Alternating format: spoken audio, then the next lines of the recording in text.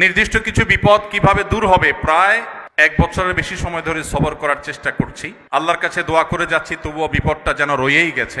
মাঝে মাঝে সবরও করতে পারি না, হয়তো নিজেকে নিয়ন্ত্রণ করতে পারি না। অনেকটা সময় চলে গেছে, বিপদের পথ এখনো পার হয়নি। সবসময় আল্লাহর কাছে ফিরে আসি, চেষ্টা করি নিজেকে দিয়ে যতটুকু হয়। জানি আমার অনেক ভুল ত্রুটি আছে, সেগুলো নিয়ে আল্লাহর কাছে ক্ষমা চাই, বারবার ফিরে যায় আল্লাহর কাছে। এই বিপদ আর সবর নিয়ে কিছু নসিহত করতে, সামনে পথ কিভাবে অতিক্রম করতে পারি।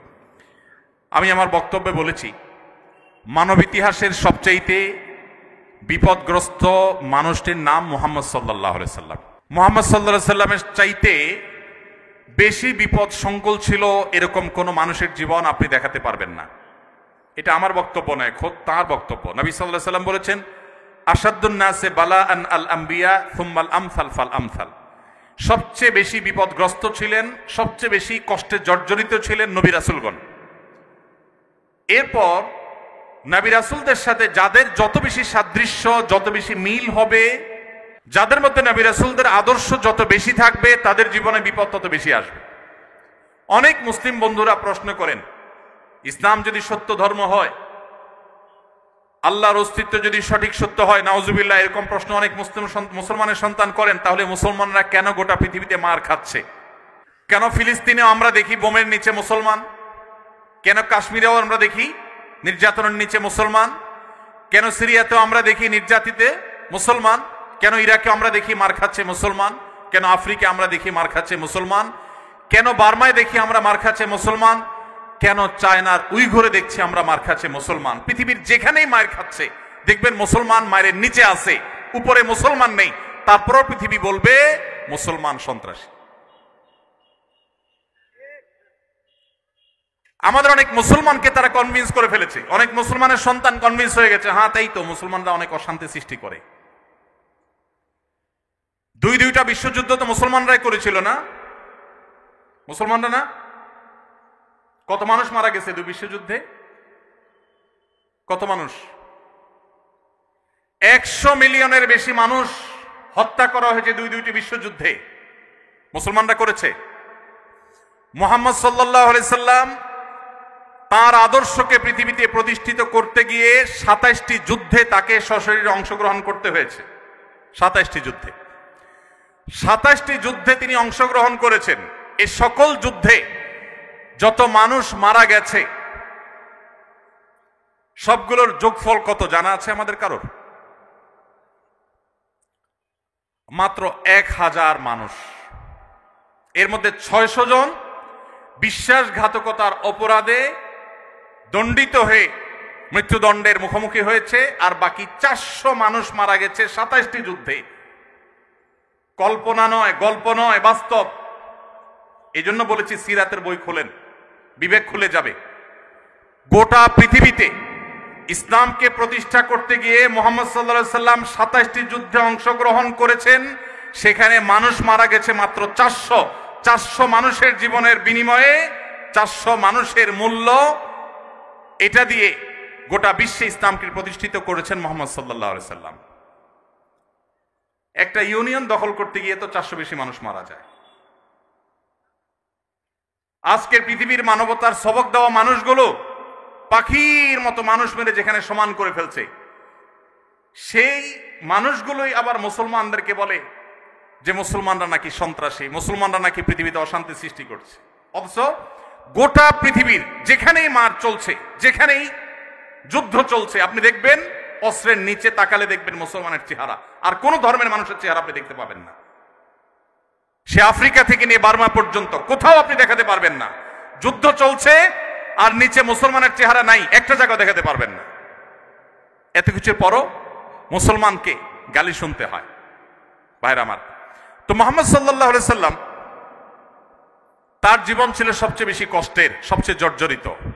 এখনো মুসলমানরা সবচেয়ে শান্তিকামী, তারপরও তাদের সবচেয়ে বড় ব্লেমটা হজম করতে হয়, সবচেয়ে বড় মিথ্যা অভিযোগ তাদের উপরে করা হয়।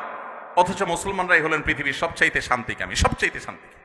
যেই কোনো বিচারে আপনি উন্মুক্ত মনে যদি বিচার করেন, আপনি দেখবেন যে পৃথিবীতে কোনো গণহত্যার সাথে পৃথিবীর ইতিহাসে মুসলমান শাসকদের বহু দোষ ছিল, বহু ত্রুটি ছিল, শতকণ্ঠে আপনি সমালোচনা করতে পারেন। আজকের বিশ্বের মোড়লরা যেভাবে গণহত্যা করছে, পাখির মতো নির্বিচারে মানুষ মারছে ফিলিস্তিনের মাটিতে, আজকে পৃথিবীর বিভিন্ন প্রান্তে তারা যেভাবে মানুষ খুন করছে, সেই মানুষগুলাই যখন কোনো ভিডিও ফুটেজে দেখেন ফেসবুকে, ইউটিউবে, তারা হেলিকপ্টার নিয়ে তাদের সেনাবাহিনী গিয়ে একটা গর্তে, কোনো একটা ড্রেনে কোনো কুকুর ছানা পড়ে গেছে, একটা বিড়ালের ছানা পড়ে গেছে, সেটা উদ্ধার করার জন্য তারা লেগে গেছে, আপনি তখন বলছেন ওয়াও কত মানবিক তারা। সেই তারা যখন কুকুরের জন্য বিশাল বড় হসপিটাল করছে, আপনি বলছেন কত মানবিক তারা। অথচ এরাই নির্বিচারে পাখির মতো মানুষ হত্যা করছে। এবং অনেক সভ্য দেশ আছে যেই দেশে শুধু ফিলিস্তিনি নির্যাতিত ফিলিস্তিনিদের পক্ষে পতাকা নিয়ে আপনি রাস্তা বের হবেন, রাষ্ট্রের আইন অনুযায়ী আপনি অপরাধী বিবেচিত হবেন।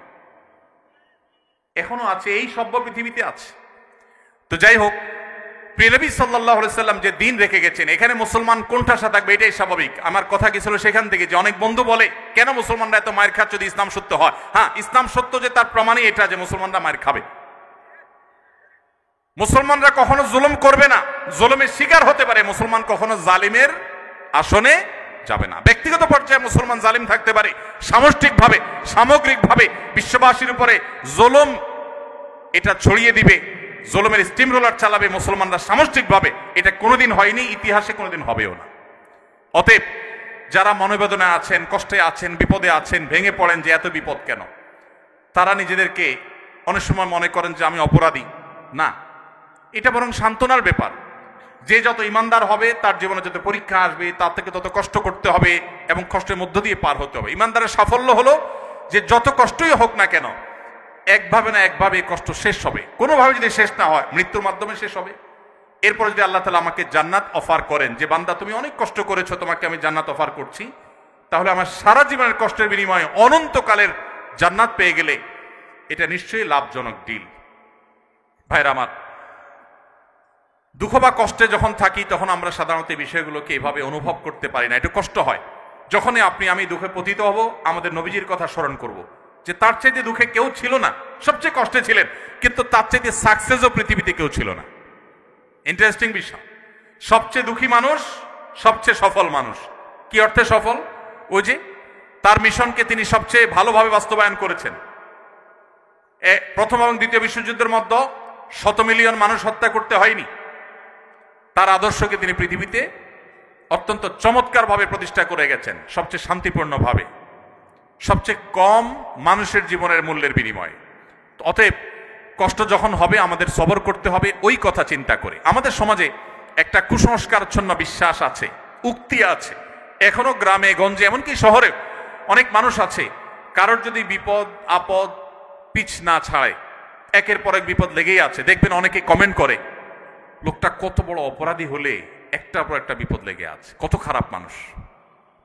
অথচ একটার পর একটা বিপদ লেগে থাকা এটা মানুষের খারাপ হওয়ার কোনো প্রমাণ নয়।